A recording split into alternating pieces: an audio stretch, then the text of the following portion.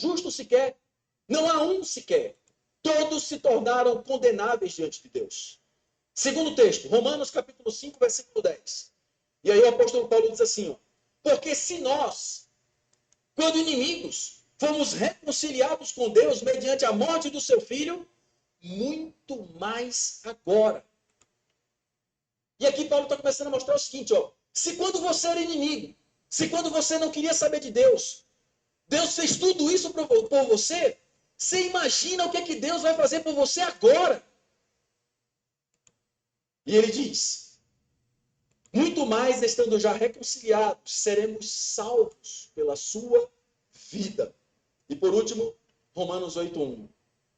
Agora, pois, nenhuma condenação há para aqueles que estão em Cristo Jesus. Louvado seja o Senhor. Estão em Cristo. Irmãos, depois de Paulo expor toda esta verdade absoluta de quem nós éramos, do amor de Deus por nós, de tudo que ele fez para poder um dia chegar até nós e nos resgatar, aí Paulo fala assim, 8:31, que diremos, pois, à vista de todas essas coisas? Depois de nós observarmos tudo isso que Deus fez por nós, irmãos, o que nós podemos dizer? Aí ele fala, se Deus é por nós, quem será contra nós? Aí talvez você pense, então Paulo está dizendo aqui que não existe nada contra nós? Não, não é isso que Paulo está dizendo. Na verdade, irmãos, existe ou não existe muitas coisas contra nós? Existe. O mundo é contra nós. O pecado é contra nós. A carne é contra nós. O diabo é contra nós. Vocês ouviram bem que o mundo é contra nós? Lógico, se você está no mundo, você não faz parte do nós. O nós é o corpo de Cristo, é a igreja de Cristo, é a noiva de Cristo, que simboliza tudo a mesma coisa. Nós é o corpo de Cristo. Se você estiver no corpo de Cristo, então o mundo é contra nós. A carne é contra nós. Então, quando a gente nasce de novo, a gente tem duas naturezas dentro de nós. Tem a carnal, que nós temos que ir morrendo para ela, e nós temos a espiritual, que nós temos que ir crescendo para ela. Né? Quem não nasceu de novo só tem a carnal. Existem muitas coisas, irmãos, no momento atual que são contra nós. Mas a questão aqui que Paulo está querendo reforçar não é o que é contra nós, mas é quem é por nós. Para quem você tem olhado? Você tem olhado para quem é contra você? Ou você tem olhado para quem é por você? Nessa mesa, nessa manhã, há uma declaração. Deus é por nós. Louvado seja o Senhor. E se Deus é por nós, irmãos, nós podemos desprezar todas essas coisas que são contra nós. Porque Ele é poderoso. Porque Ele é aquele que tudo que Ele determinou, nada irá falhar.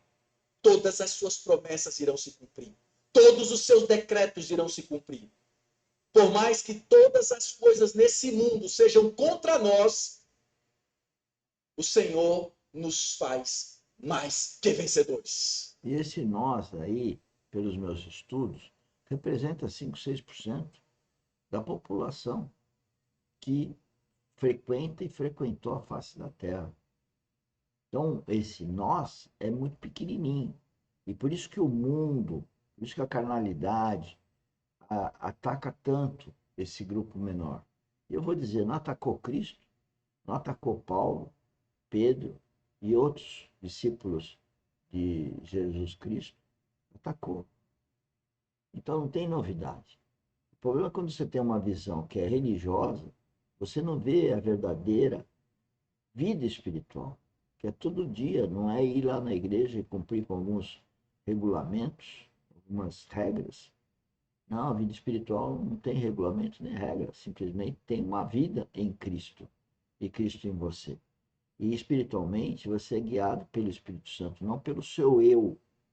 Você deixa de ser egocêntrico, deixa de ser carnal, para ter uma vida espiritual e ser cristocêntrico.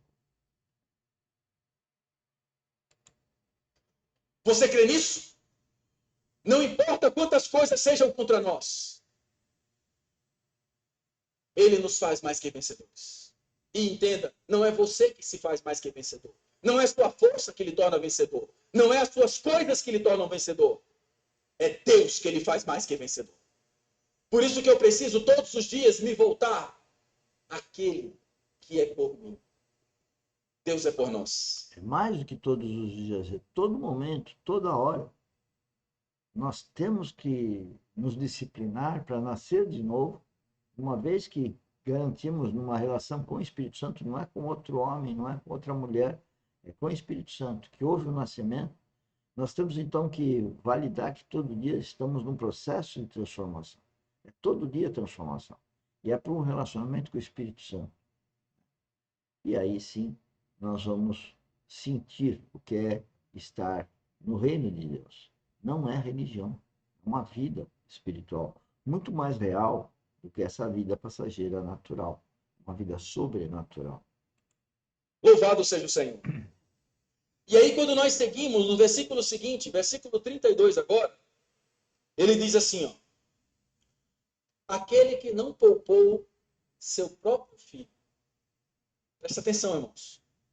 Aquele que não poupou seu próprio filho, antes por todos nós o entregou, porventura não nos dará graciosamente com ele todas as coisas. Aqui, nesse versículo, Paulo usa uma ordem de grandeza.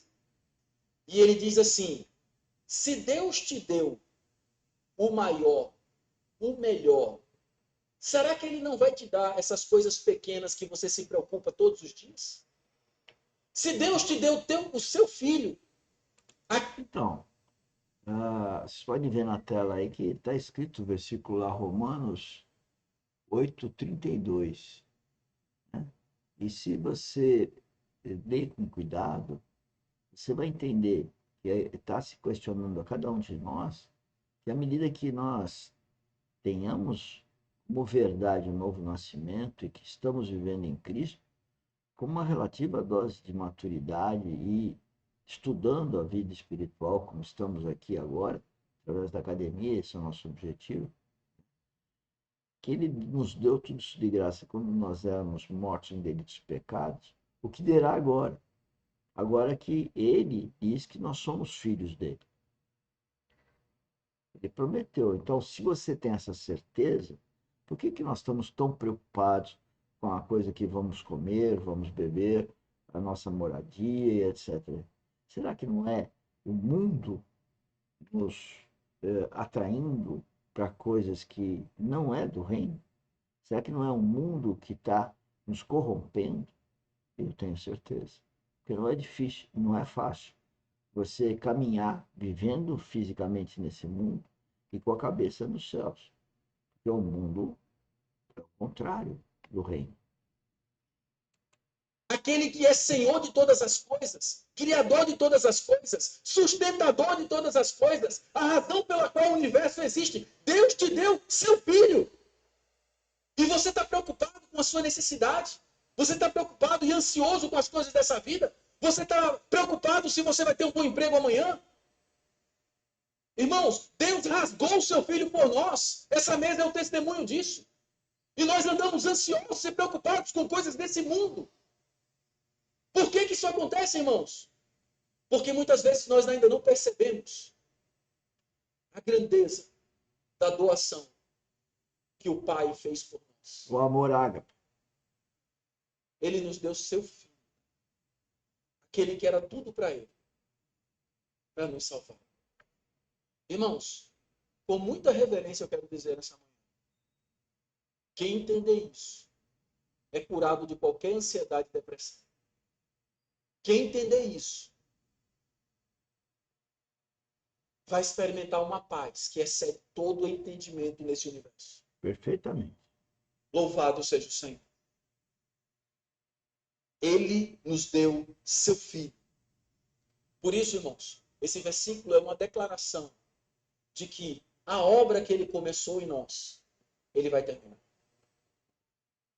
Próximo versículo, Romanos 8:33. E aí ele diz assim: quem intentará acusação contra os eleitos de Deus. É Deus quem os justifica.